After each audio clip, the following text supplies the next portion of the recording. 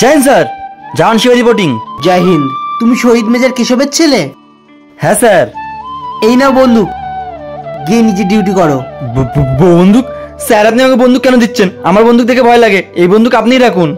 যদি বন্দুক দেখেই ভয় লাগে তাহলে শত্রুদের সাথে লড়বে কিভাবে? ওইসব আমি পরে দেখে নেবো।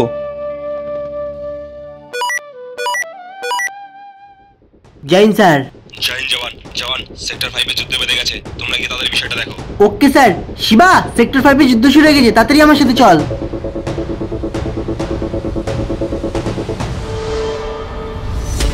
শিবা, দেখ তো কোনো আতঙ্কবাদীকে দেখা যাচ্ছে নাকি?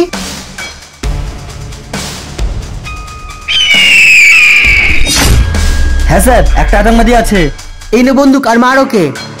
স্যার আমি মারতে পারবো না, আমি তো আপনাকে আগেই বলেছিলাম আমার বন্দুক দেখে ভয় লাগে। আরে শিবা, এটা তুই কি বলছিস? তুই হয়তো ভুলে যাচ্ছিস, তুই শহীদ মেজর কেশবের ছেলে, যিনি একাই 100 আতঙ্কবাদীকে মেরেছিল, আর তুই তার ছেলে হয়ে ভয় পাচ্ছিস? এই নে বন্দুক, আর মার ওকে।